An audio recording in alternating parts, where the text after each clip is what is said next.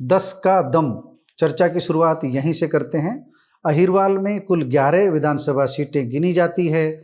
इन 11 विधानसभा सीटों में 4 महेंद्रगढ़ जिले में, 3 रेवाड़ी जिले में, व 4 गुरुग्राम जिले में शामिल है। इन 11 विधानसभा सीटों में से भारतीय जनता पार्टी ने 10 विधानसभा सीटों पर जीत दर्ज की है। एकमात्र नांगल चौधरी विधानसभा सीट ऐसी रही जो भाजपा ने गंवाई है। और मज़ेदार बात यह है कि सबसे पहले इसी नांगल चौधरी विधानसभा सीट की यह चर्चा होती थी कि भाजपा अगर अहिरवाल में सबसे मजबूत कहीं पर है तो वह नांगल चौधरी में है, लेकिन नांगल चौधरी में भारतीय जनता पार्टी मंजू चौधरी के हाथों हार गई।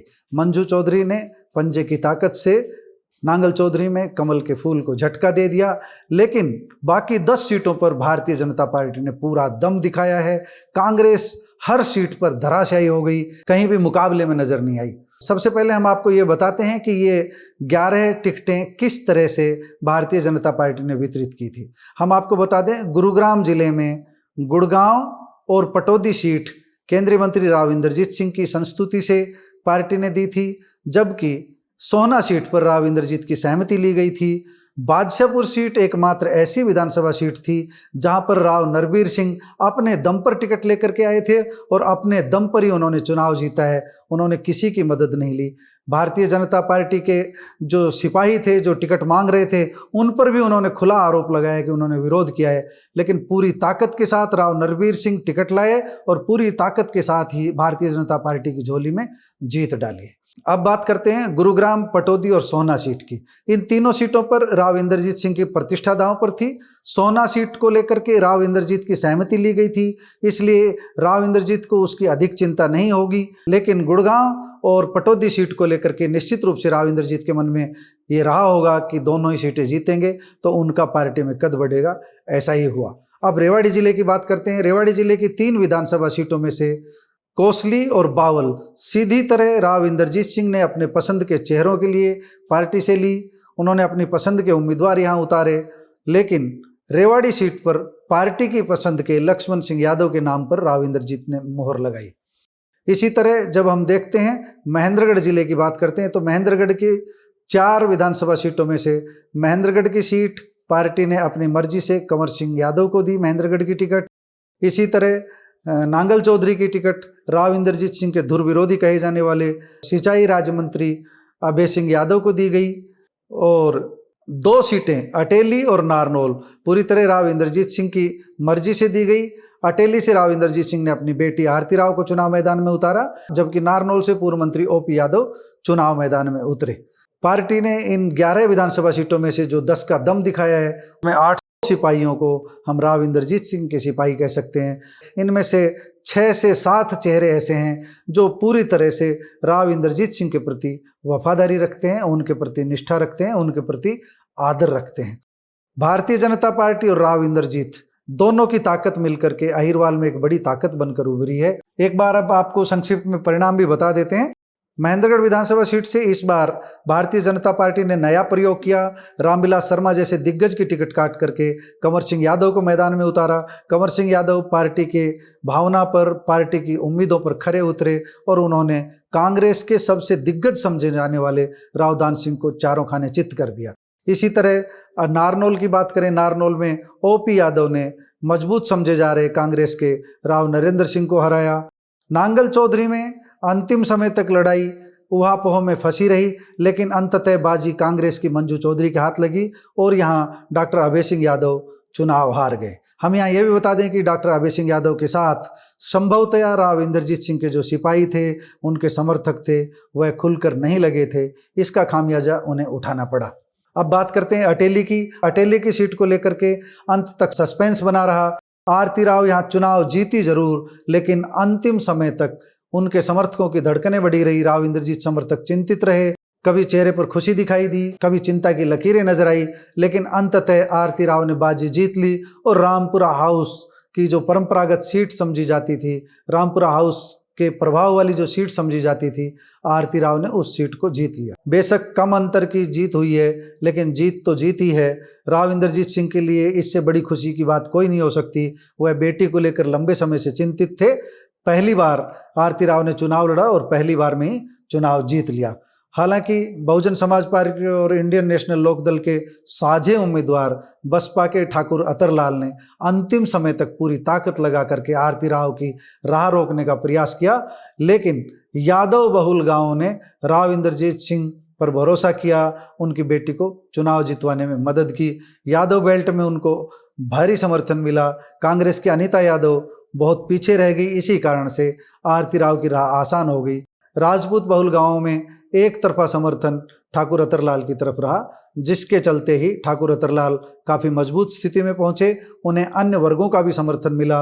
आरती राव को हराने के लिए भाजपा के ही कुछ नेता खुलकर आरती राव का विरोध कर रहे थे। रणधीर सिंह कापड़ीवास जो रेवाड़ी से टिकट चाह रहे थे, टिकट नहीं मिलने के बाद सीधे नारनौल भी पहुंचे, प्रेस कॉन्फ्रेंस भी की और खुल करके राव इंद्रजीत सिंह के खिलाफ बोले। संभवतया उनके जाने का असर भी हुआ और आरती राव को कुछ वोटों का नुकसान भी हुआ हो। दूसरे भी कई नेता थे जो नहीं चाहते थे कि आरती राव सदन में पहुंचे, लेकिन आरती राव विधायक बनने में कामयाब रही। रेवाड़ी विधानसभा सीट की बात करें तो यहाँ मुख्य मुकाबला भाजपा के लक्ष्मण सिंह यादव और चिरंजीव राव के बीच था। सतीश यादव ने मुकाबले को त्रिकोणीय बनाने की कोशिश की, लेकिन वो बहुत पीछे रह गए। त्रिकोणीय मुकाबला नहीं बन पाया। सतीश यादव रेस से बाहर हो गए और सतीश यादव का रेस से बाहर होना लक्ष्मण यादव की जीत को बड़ी कर गया। सतीश यादव ने जितने वोट लिए, आप ये समझ सकते हैं उनमें से अधिकांश वोट वहाँ से लिए जहाँ से चिरंजीव राव के लिए अच्छी संभावना बन सकती थी। चिरंजीव राव की हार का यही कारण बना। यहाँ पर यादव बहुल गांव में एक तरफा माहौल लक्ष्मण सिंह यादव के पक्ष में रहा। शहर ने भी उनका साथ दिया और राष्ट्रवाद के मुद्दे पर लक्ष्मण सिंह यादव सब पर भारी पड़े। बावल विधानसभा सीट और कोसली विधानसभा सीट पर राव इंद्रजीत सिंह ने जो नए चेहरे उतारे थे, बावल में कांग्रेस के उम्मीदवार डॉक्टर एम एल रंगा के सामने उन्होंने डॉक्टर कृष्ण कुमार को टिकट दी थी। डॉक्टर कृष्ण कुमार उनकी उम्मीदों पर खरे उतरे और बड़े अंतर की जीत दर्ज की। हम लोग मुकाबला मान रहे थे, लेकिन डॉक्टर रंगा कहीं मुकाबले में नजर नहीं आए। इसी तरह यहाँ पर भाजपा ने डॉक्टर बनवारी लाल की टिकट काटकर डॉक्टर कृष्ण कुमार को टिकट दी थी। राव इंद्रजीत सिंह के कहने पर टिकट दी थी। राव इंद्रजीत सिंह अब ये कहने की स्थिति में है कि उनको टिकट देना, उनके कहने से टिकट देना सही साबित हुआ। इसी तरह कोसली में उन्होंने अनिल यादव डहीना को टिकट दी। उनके सामने कांग्रेस के भारी भरकम उम्मीदवार थे। पूर्व मंत्री जगदीश यादव चुनाव लड़ रहे थे, लेकिन पूर्व मंत्री जगदीश यादव को नुकसान उठाना पड़ा। यहाँ पर दो ही बातें चली कि हुड्डा चाहिए, भूपेंद्र सिंह हुड्डा की सत्ता चाहिए, दीपेंद्र हुड्डा की सत्ता चाहिए, रोहतक वालों की सत्ता चाहिए, या फिर अहिरवाल की ताकत चाहिए। मतदाताओं ने अहिरवाल की ताकत बढ़ाने का काम किया और यही दोनों की जीत का कारण रहा। राव इंद्रजीत की रणनीति यहाँ कारगर रही। अब गुरुग्राम जिले की बात करते हैं। गुड़गांव विधानसभा सीट से मुकेश शर्मा को भारतीय जनता पार्टी ने टिकट दी।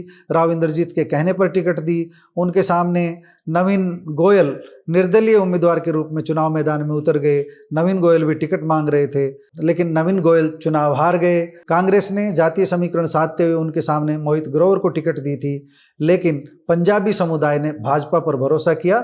यही मुकेश शर्मा की जीत का कारण बना। जो भाजपा का कैडर बेस वोट था वो मुकेश शर्मा के पक्ष में गया और मुकेश शर्मा चुनाव जीते।